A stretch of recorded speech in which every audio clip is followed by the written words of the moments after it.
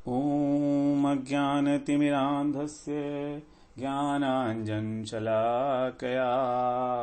चक्षुरुन्मिलितं येन तस्मै श्रीगुरवे नमः। वाञ्छाकल्पतरुभ्यश्च कृपासिन्धुभ्य एव च पतितानां पावनेभ्यो वैष्णवेभ्यो नमो नमः। नमो महावदन्याय कृष्ण प्रेम प्रदायते कृष्णाय कृष्ण चैतन्य नाम्ने गौरत्विषे नमः। हे कृष्ण करुणा सिंधो दीनबंधो जगत्पते गोपेश गोपिका कांत राधा कांत नमोस्तुते। तप्त कांचन गौरांगी राधे वृंदावनेश्वरी वृषभानुसुते देवी प्रणमामि हरिप्रिये। वृंदायै तुलसीदेव्यै प्रियायै केशवस्य च कृष्णभक्तिपदे देवी सत्यवत्यै नमो नमः। श्रीकृष्ण चैतन्य प्रभो नित्यानंद श्री अद्वैत गदाधर शिवासादि गौरभक्त वृंद। हरे कृष्ण कृष्ण कृष्ण हरे हरे हरे राम राम राम हरे हरे। हरे कृष्णा। सर्वप्रथम मैं अपने गुरुपाद पद्म ओम विष्णुपाद अष्टोत्तर शत श्री श्रीमद् भक्ति वेदांत माधव गोस्वामी महाराज के चरण कमलों में अनंत कोटि दंडवत प्रणाम ज्ञापन करता हूँ। हम लोग श्रीमद् भगवद गीता का 8वें अध्याय श्रवण कर रहे हैं। उसमें हमारा 5वां श्लोक चल रहा है। बहुत महत्वपूर्ण श्लोक है ये हमारा इस 5वें श्लोक को श्रवण करते हुए आज 5वां दिन है। हम लोग इस श्लोक का महत्व को ध्यान में रखते हुए इसको भी एक माइलस्टोन फिक्स करेंगे। हमने पहले षष्ठक में पहले 6 अध्याय में 30 माइलस्टोन्स फिक्स किए थे। उसके बाद फिर 7th चैप्टर में 7 माइलस्टोन्स थे। तो ये 8वें चैप्टर का पहला माइलस्टोन मतलब 38वां माइलस्टोन हुआ M38। तो 5वां श्लोक हुआ हमारा M38। अब इसमें हम लोग बात कर रहे थे जो भगवान का भाव है वो किस प्रकार से प्राप्त करता है। भाव का मतलब क्या है। श्लोक इस प्रकार है। अंत काले च मामेव स्मरन् मुक्त्वा कलेवरम यह प्रयाति समद्भावम याति नास्त्यत्र संशय।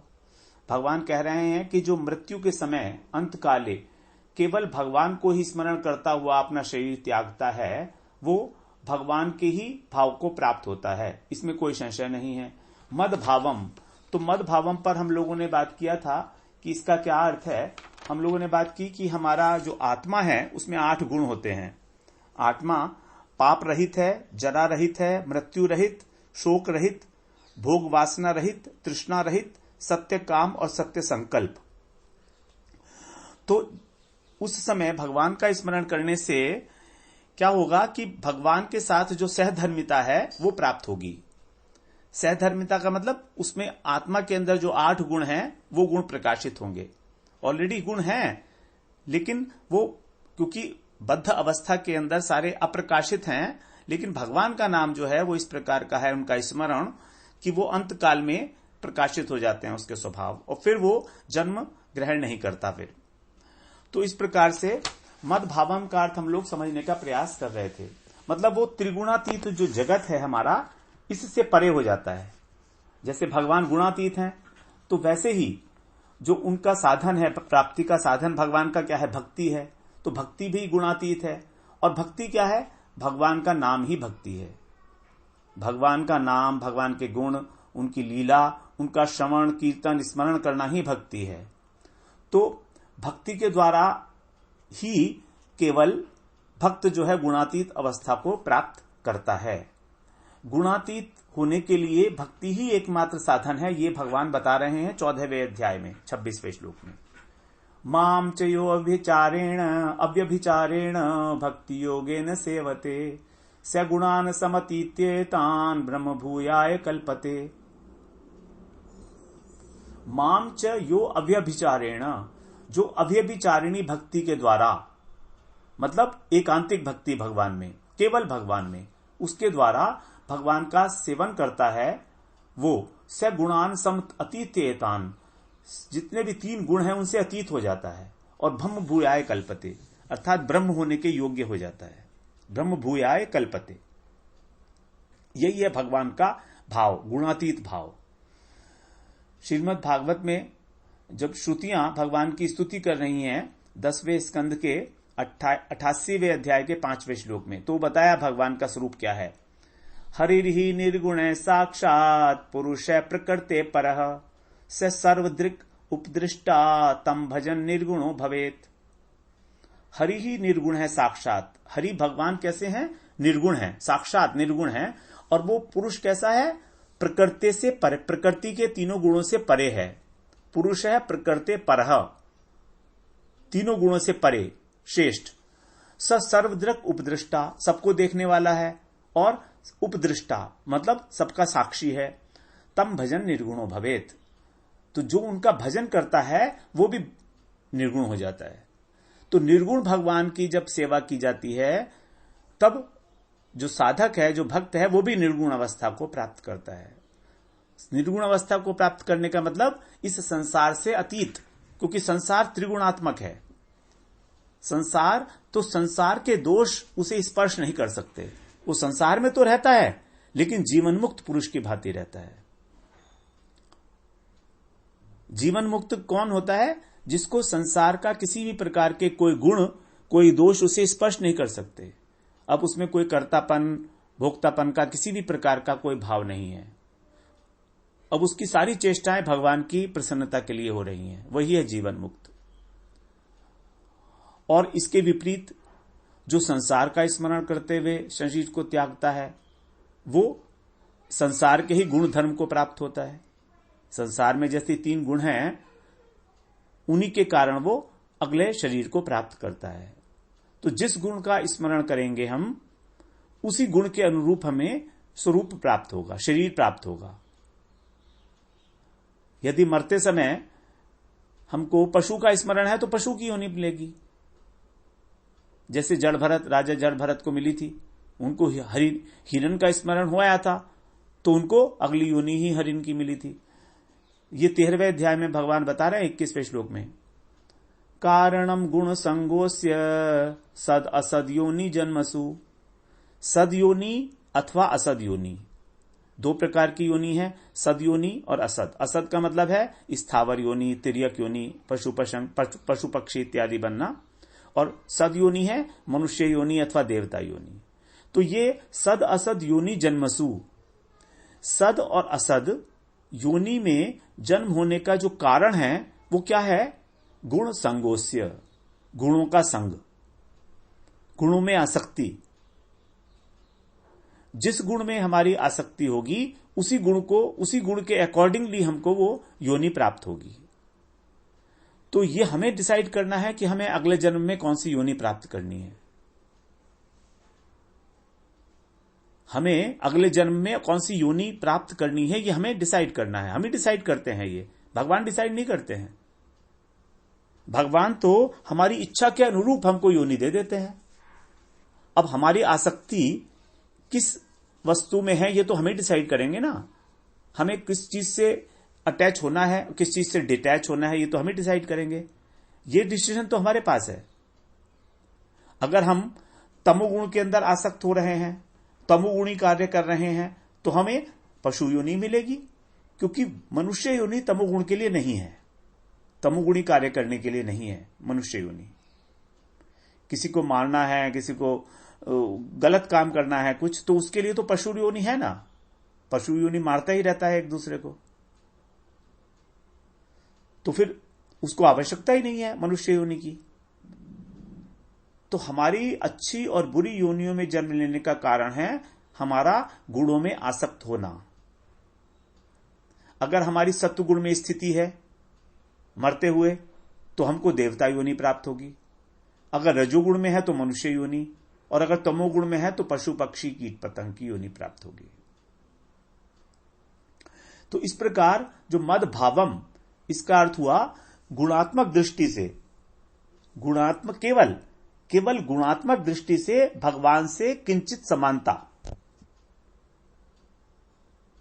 भगवान के समान सहधर्मिता, लेकिन यह सहधर्मिता भी कुछ अंशों में ही है। कभी हम समझें कि भगवान हो गए, भगवान के गुण आ गए तो गुणातीत होने पर, ऐसा नहीं है। क्योंकि भगवान कह रहे हैं 7वें श्लोक में, मत्तः परतरम नान्यत किंचिद अस्ति धनंजय, 7वें अध्याय में, मेरे से ऊपर कोई है ही नहीं और भगवान के बराबर भी कोई नहीं है। न तत्समश्च अभि अधिकश्च दृश्यते, न तत्समश्च अभि अधिकश्च दृश्यते, न तो उनके कोई समान है तो फिर ऊपर उनसे अधिक होने का तो प्रश्न ही नहीं होता। तो ये जो सहधर्मिता है, ये जो गुणातीत अवस्था है, भगवान के गुणों का आना है, ये भी किंचित मात्रा में, कुछ अंशों में, ये समानता हमको समझनी होगी। अर्जुन ने भी यही बात कही ना 11वें अध्याय के 43वें श्लोक में, जब अर्जुन स्तुति कर रहे हैं भगवान की, तब उन्होंने ये बात बताई, न त्वत्समो अस्ति अभि अधिकः कुतोन्यो लोकत्रये अपि अप्रितम प्रभावः, कि हे कृष्ण, आपका तीनों लोकों में अप्रितम प्रभाव है, अनुपमेय, इसकी कोई उपमा नहीं है। तो फिर आपके समान ही कोई नहीं है। न त्वत्समो अस्ति, न त्वत् नहीं है आपके बराबर, समो अस्ति अभी अधिक है कुतोन्यो, फिर आपसे अधिक कैसे होगा। तो इस प्रकार से मदभावं का अर्थ हुआ हमारा प्रकृति के तीनों गुणों से मुक्त होना, और वो भी कुछ ही अंशों में भगवान के साथ सहधर्मिता को प्राप्त होना। अब यहां पर आगे बता रहे हैं, नास्ति अत्र संशय, भगवान कह रहे हैं इस बारे में तुम कोई संशय मत करना। संशय, भगवान हर बार जो है ये बात बोल देते हैं जब भी कोई रहस्यमयी बात होती है कि तू संशय मत करना मेरी बात के ऊपर। संशय वहां होता है, उसे होता है जो बिल्कुल सोया हुआ है परमार्थ की ओर से, जिसको कुछ पता ही नहीं है कि परमार्थ क्या होता है, भगवान क्या होते हैं। संशय का अर्थ क्या होता है? संशय बना है सम्यक शयनम, सम्यक शयनम, जो पूर्ण अच्छे प्रकार से सो रहा है, मतलब पूर्णतः अनभिज्ञ है, भगवत तत्व को नहीं जानता, उसे पता ही नहीं है कि क्या करना चाहिए, जिंदगी क्यों मिली है, कारण क्या है, उद्देश्य क्या है हमारे जीवन का।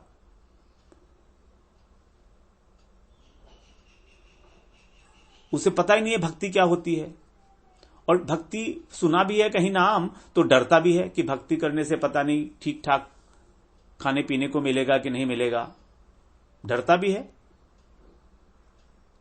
तो भगवान दृढ़ता पूर्वक ये बात कह रहे हैं हम कि जो ज्ञान मार्ग का अवलंबन करते हैं वे उनकी बात को नहीं मानते।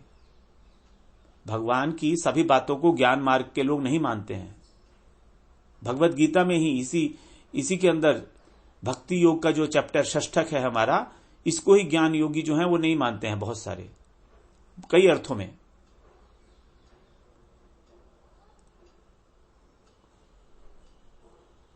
तो उनका ये कहना है कि ज्ञान के बिना मोक्ष नहीं मिलता।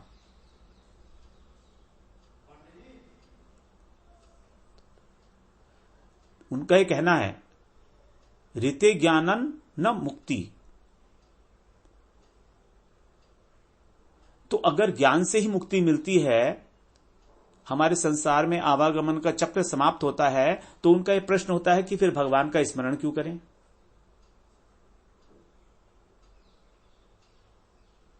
उनका यह प्रश्न है कि जब ज्ञान से मुक्ति मिल जाएगी तो हमें स्मरण करने की क्या आवश्यकता है। तो यहां पर भगवान इसीलिए कह रहे हैं कि भगवत स्मरण यदि अंत काल में है तो भगवान की प्राप्ति होती है। मद भावम याति, मेरे भाव को प्राप्त होता है।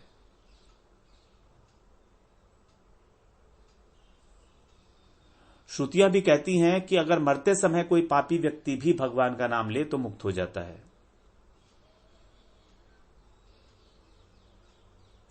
तो जहां तक पुनर्जन्म का प्रश्न है, वहां तक तो ज्ञान और भक्ति में कोई भेद नहीं। क्योंकि दोनों ही संसार का बंधन नाश करने वाले हैं। लेकिन ज्ञान का जो मुख्य फल है वो है मोक्ष, और ये मोक्ष जो है भक्ति का गौण फल है। मतलब संसार में आना नहीं पड़ता, ये इसका गौण फल है, मुख्य फल नहीं है भक्ति का। भक्ति का मुख्य फल है भगवान का प्रेम, भगवान की साक्षात प्रेममयी सेवा। यह आनुषंगिक फल है भक्ति का, ये तो मिल ही जाएगा बाय प्रोडक्ट। इसके लिए प्रयास नहीं करता भक्त कि मैं संसार में आऊं या संसार में नहीं आऊं।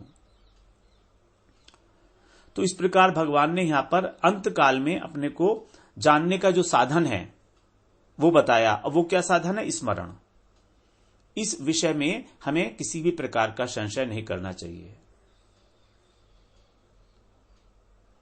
तो इस श्लोक में जो विशेष बात हुई वो ये हुआ कि भगवान ने हमें मनुष्य का जन्म देकर हमारे को उद्धार करने का अपना एक अवसर दिया था,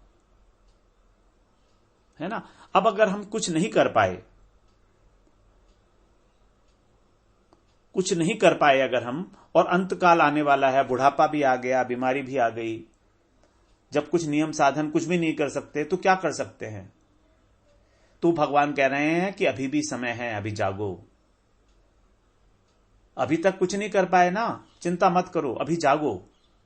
जब जागो तभी सवेरा। अब तो तू कम से कम, अब तो जान गए, अभी तक नहीं जानते थे, अब तो जान गए कम से कम। अब जब तुम जान गए हो तो कम से कम मेरी याद तो करो, बस इसी से तुम्हारा कल्याण हो जाएगा। भगवान कह रहे हैं कि अगर तुमने मेरी बात मान ली तो मेरी बात भी रह जाएगी और तुम्हारा काम भी हो जाएगा। और अगर हम उनकी बात नहीं मानते तो हमारी दोनों की ही इज्जत खाक में मिल जाएगी। भगवान ने हमको एक अवसर दे दिया ना इस बात को जानने का कि हम अंतकाल में भगवान का नाम लें। अब अगर हम ये जानकर भी भगवान का नहीं लेते तो फिर तो भगवान का कहना ही व्यर्थ हो गया। अब जब कहना ही व्यर्थ हो गया तो वो तो घोर अवज्ञा हो गई एक प्रकार से भगवान की। उनकी बात को हमने कुछ माना ही नहीं ठीक प्रकार से, इसलिए वो कह रहे हैं संशय मत करना इस बारे में। बार बार कह रहे हैं। देखिए भगवान की करुणा देखिए कितनी है, इस बात को कहने में कितनी करुणा है भगवान की, कि इस बारे में संशय मत करना। बार बार कह रहे हैं क्योंकि हमारी आदत है संशय करने की, मंद बुद्धि है हमारी। हम कहेंगे कि अरे अंतकाल में भगवान का नाम लेने से क्या हो जाएगा, क्या हो जाएगा, ये प्रश्न पूछते हैं ना, क्या हो जाएगा। ये संशय ही हमको मारता है, संशयात्मा विनश्यति। तो प्रत्येक व्यक्ति को हमें हमेशा सावधान रहना चाहिए, क्योंकि मृत्यु का कोई टाइम फिक्स नहीं है, अंतकाल कभी भी आ जाए। यहां तक भी कहा है कि इसी समय को, इसी क्षण को अपना अंतकाल समझो। हम कितने दिन और जिएंगे, बस अभी हैं, बस अभी, अगले पल पता नहीं है कि नहीं है। तो every moment is the moment of the death, अंतकाल। अगर हमें धर्म परमार्थ पर बढ़ना है तो हमें यही धारणा बनानी होगी कि अब हमारे पास समय नहीं है। पता नहीं मृत्यु किस समय हमारा बाल खींच के और जरा सा झटका देगी, बस खत्म, एवरीथिंग डन। इसीलिए धर्म का आचरण करना चाहिए।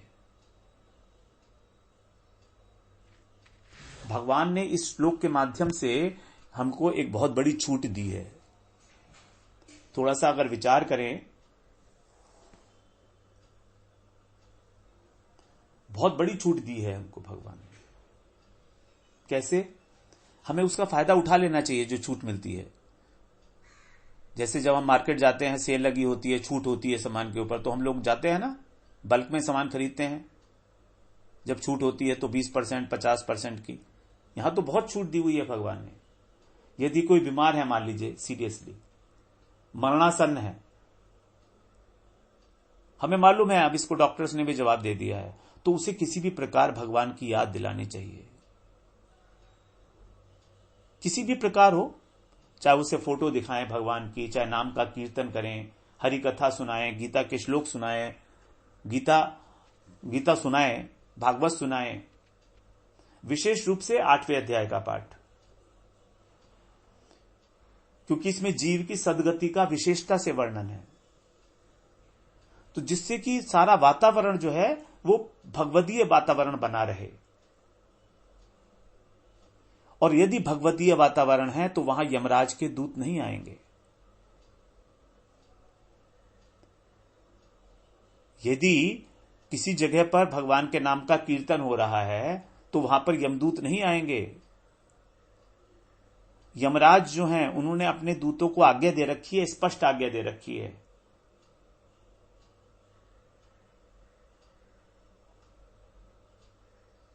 यमराज जी कह रहे हैं यमदूतों से, अपने दूतों से क्या कह रहे हैं, वो 6 स्कंद के भागवत में ही जो अजामिल प्रसंग है उसमें 6 स्कंद के 3 अध्याय का 26वां श्लोक है।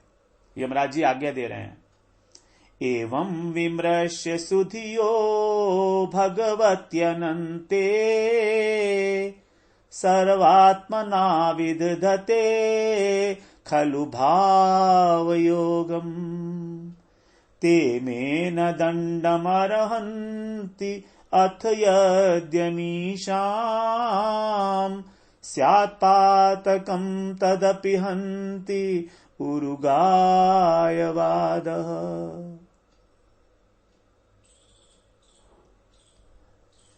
एवं विमृश्य, इस प्रकार विचार करते हुए, सुधी का मतलब बुद्धिमान लोग।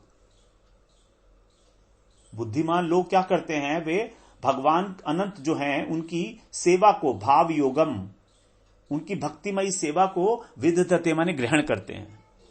जो बुद्धिमान लोग हैं वो इस प्रकार विचार करते हैं कि अंत काल में भगवान का स्मरण हमको भगवान की प्राप्ति कराएगा, तो वो विचार करते हैं और विचार करके फिर भगवान की भक्ति को ग्रहण करते हैं, भक्ति योग का आचरण करते हैं। इसीलिए यमराज जी कह रहे हैं यमदूतों से, इसीलिए तुम्हें क्या करना है कि जो भगवान है सबके हृदय में स्थित हैं, ऐसे वे लोग जो भक्ति योग का आचरण कर रहे हैं, भगवान का नाम ले रहे हैं, मेरे दंड के योग्य नहीं हैं। ते में न दंडम अर्हंति, मे दंडम, मेरे दंड के, अर्हंति माने योग्य नहीं है, अर्थात वे मेरे दंड के अधिकार क्षेत्र में नहीं आते।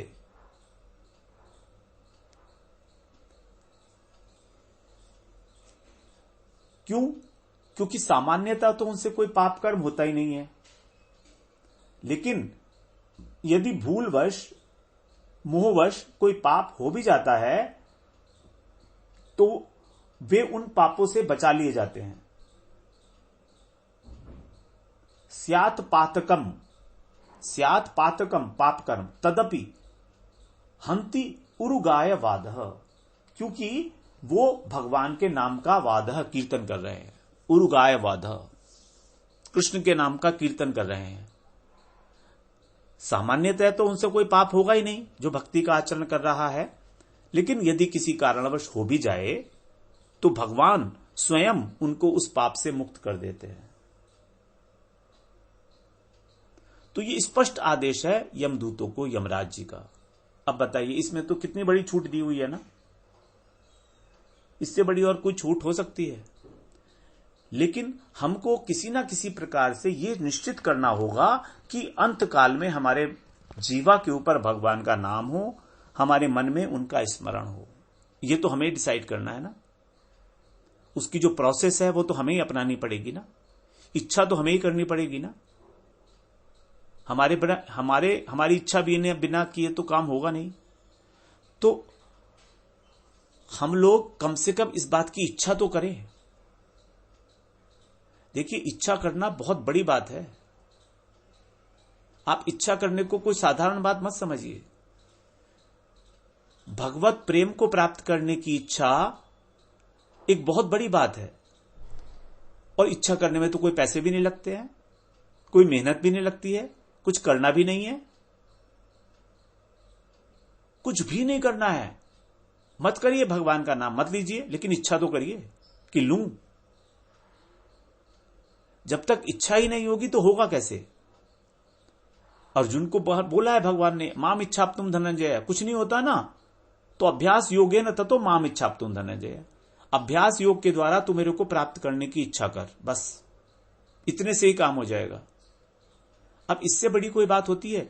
दुनिया के अंदर कोई भी वस्तु हमको इच्छा करने से नहीं मिलती है, कितनी मेहनत करनी पड़ती है तब जाकर मिलता है। लेकिन भगवान कह रहे हैं माम इच्छाप्तुम धनंजय, केवल मेरी इच्छा कर, अभ्यास योगेन, अभ्यास के द्वारा। तो अब यहां पर यह शंका होना भी स्वाभाविक है कि यदि जीवन में हमने भगवान का नाम नहीं लिया तो अंतकाल में उसका स्मरण क्यों होगा? तो इसके लिए भी कई सारी बातें हैं। स्मरण होने के लिए, स्मरण होने के लिए क्या कारण बनेगा? बहुत सारे कारण हो सकते हैं। अभी उन सब कारणों को हम लोग एक बार देखते हैं, क्या कारण हो सकता है। सबसे पहला कारण तो हो सकता है कि उस पर भगवान की कोई विशेष कृपा हो जाए, भगवान की कोई विशेष कृपा हो जाए उस पर, या भगवान की कृपा के फलस्वरूप ही उस पर किसी संत की कृपा हो जाए। उसका कोई मित्र है और वो मित्र ही किसी संत को, किसी साधु पुरुष को उसका दर्शन कराने के लिए ले आया, उसके घर पर ले आया, उससे मिलवाने के लिए ले आया। अंत समय में साधु पुरुष का दर्शन करने मात्र से ही सद्गति हो जाती है, केवल दर्शन करने मात्र से। और शास्त्रों में तो इतना तक भी लिखा है कि प्राण छूटने के बाद यदि कोई संत महापुरुष उसको देख ले, उसके मृत शरीर को, अथवा उसकी चिता के धुएं को ही देख ले, अथवा उस चिता की भस्म को देख ले, तो भी कल्याण हो जाता है। नारद पुराण में ये बात लिखी है। कितना अधिक बताया है नारद पुराण में। कोई संत महापुरुष या तो उस मरणासन व्यक्ति को देखे, अथवा उसके मृत शरीर को देखे, अथवा उसकी चिता के धुएं को देखे, अथवा उस धुएं को नहीं भस्म को देख ले, तो भी कल्याण हो जाता है। सच्चा साधु को ही, भगवान का नाम परायण वैष्णव, यहां तक भी लिखा हुआ है नारद पुराण में। नारद जी कह रहे हैं ये बात।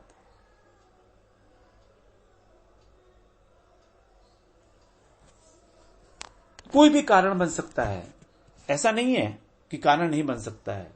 कोई भी उसके कल्याण के लिए उसे भगवान का नाम कीर्तन सुनाया जाए, संतों का चरित्र सुनाया जाए।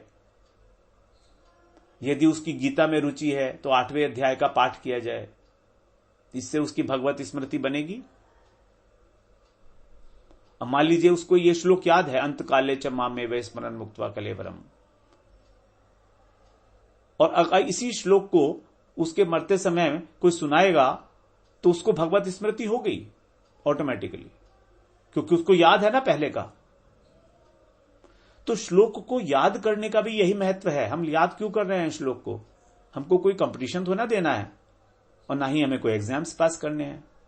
लेकिन अगर ये श्लोक हमारे हृदय में उतर गए, जो माइलस्टोन्स हमने फिक्स किए हैं, ये अगर उतर गए तो अंत समय में भगवान की स्मृति आने की संभावना बहुत अधिक बढ़ जाएगी।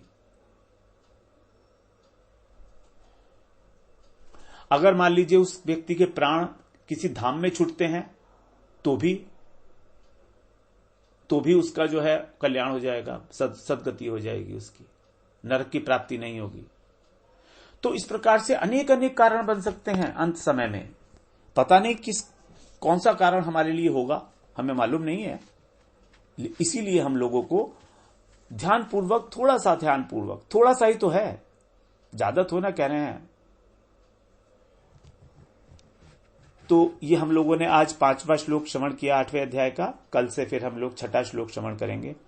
वांछा कल्पतरुभ्यश्च कृपा सिंधुभ्य एव च पतितानां पावनेभ्यो वैष्णवेभ्यो नमो नमः।